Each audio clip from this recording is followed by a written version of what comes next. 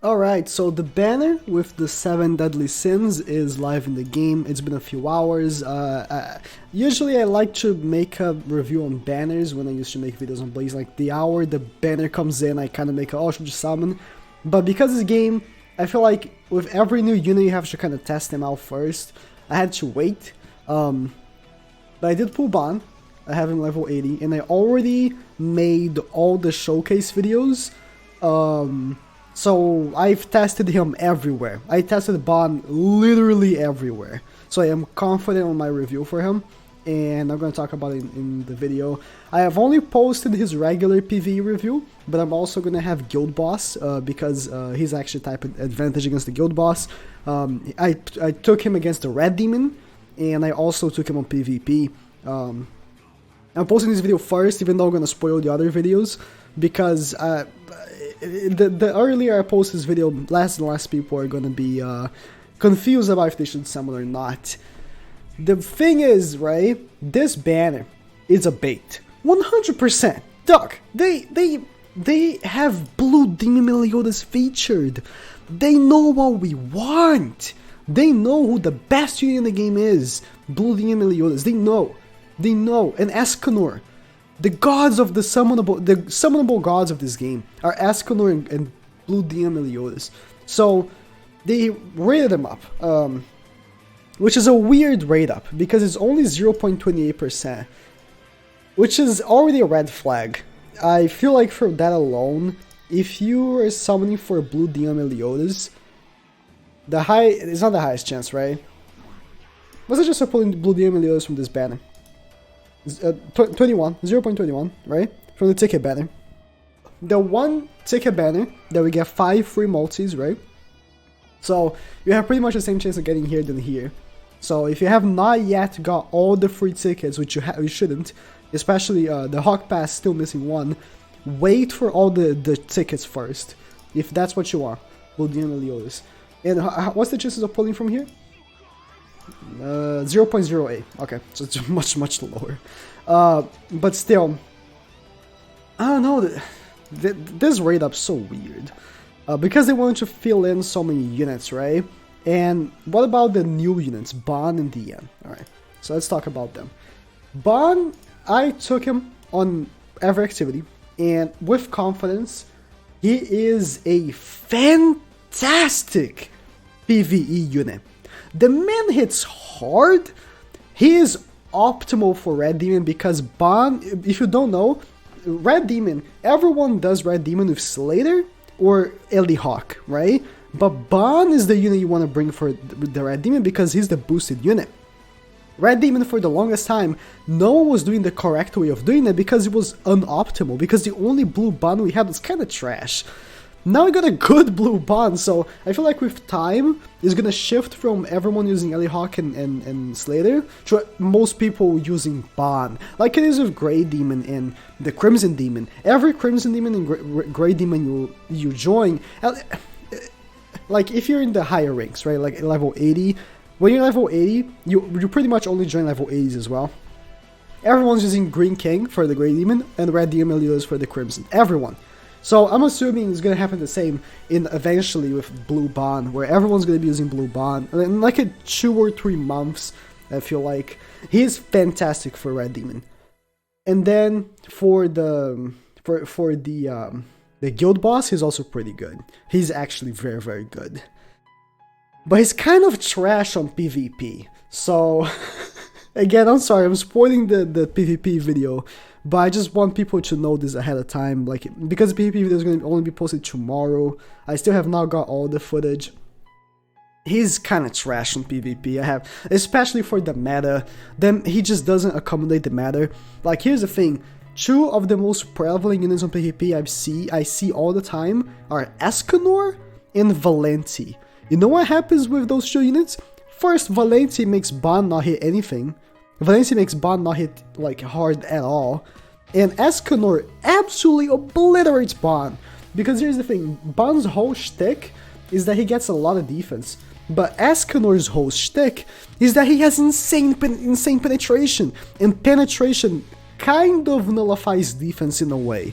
So even though you have super high defense, it doesn't matter for Escanor, because Escanor penetrates you. So yeah, he's kind of trash on PvP, but he's pretty good on PvE. And Diane, I'll have to be a little on the safe side for Diane, because I've only seen gameplay for her. I have not played with her because I didn't pull her. And the only Dianes I was able to actually use in game, I used a few were like level 70, level 65, 60. So I can't say for sure. But Diane seems like a weaker version of Blue Demon Meliodas and Hauser. So Diane has a pretty high multiplier for her AoE, but she just doesn't hit as hard as Meliodas or Hauser. It's just the Meliodas and Hauser, they have the penetration boost. And her other AoE hits less hard, but removes all stances. If this was removes all buffs, this would be a completely different story. But removes all stances, like 140, Gopher hits super light, everyone knows, and he's 120, you know? So, this attack from the end is pretty weak, and this attack from the end is pretty, like, it hits pretty hard, but still not as hard as Blue Demon Meliodas or Hauser. So, she becomes, like, I was expecting much more, because again, I've seen, like, people using full UR gear on her, and she just doesn't hit as hard as Meliodas with, like, SSR gear. So, these two units kind of ended up being a little bit weaker than I thought. Ban, I thought Ban was going to be a PvP king. It's just that Ban has weak stats. A 480 base stat, like Diane has how much? Yeah, he has less than Diane, which is an AoE unit. So Ban's stats are pretty low. His defense is super low. It's to accommodate his passive, because I had a match on PvP geared that Ban had 23,000 defense. He still got destroyed by Escanor though. Like, it's just, against Escanor, defense doesn't work. So, the only way of making Ban work is if you're using Valenti, which I'm still to try. So that's the rest of the footage I'm gonna record. So, you know, just keep that in mind. He's not gonna be meta. He's not going to be PvP meta, so you don't have to worry about having him. And the last point, for me, just say, I think people should not summon this banner, is this. So, Estarossa and Zeldris were data mined recently. Some people are like, oh, they've been in the game files. No, these are recent. They just put this in the game files. So, my boy L is one of the data miners. And he found the Zeldris, right? And then I posted this, right? That's confirmed because this insanely bait banner with Meliodas and stuff. Someone was like, we know Zeldris is coming, but he's probably not going to be a character. He's probably just an NPC or whatever. And then my boy L went out of his way to show that Zeldris is already a playable character in the game. He just needs to be available. They already have every animation for Zeldris, like moving, you know, when you're in the guild hub area and you're walking, they have that animation. If he was an NPC, he wouldn't have that animation. So, Zeldris is in the game. He's here. He just needs the banner, which I am so confident. Like, if I'm wrong about this, I don't know I think I'm gonna retire. I'm so confident he's gonna be New Year's. And we know how hype Zeldris is. He's one of the hypest characters in the anime. Like, he goes below Escanor and all of that, but he's still one of the hypest ones. So, Zeldris being confirmed, I know lots of people are gonna summon this banner. Maybe pull Blue Gopher, right? And then be upset that when Zeldris comes along, they're not gonna have any gems. Like, I don't mind I summon because, spoilers, I ended up being pretty lucky. So I don't mind I summoned. But, I know a lot of people are not gonna be lucky. It's just how it is with gacha games, right? Again, on my Twitter, I'm not gonna open my notification box because I'm scared there's gonna be anything that I can't show. But there's so many people that tweet me like all the time, man, I just pulled Blue Demon Meliodas, I just pulled Escanor, so I'm happy. I just pulled X unit that I really wanted, I'm so happy. And that's how gacha games work, right? Sometimes you pull the unit that you want, sometimes you don't. My boy Speedy, man, he is like 500 gems deep on this banner, and he has not pulled Blue Demon Meliodas. I feel for him, because he really wants Blue Demon Meliodas. He's the best unit in the game. You know, he's the best unit in the game. So, you don't want that. You really don't want that.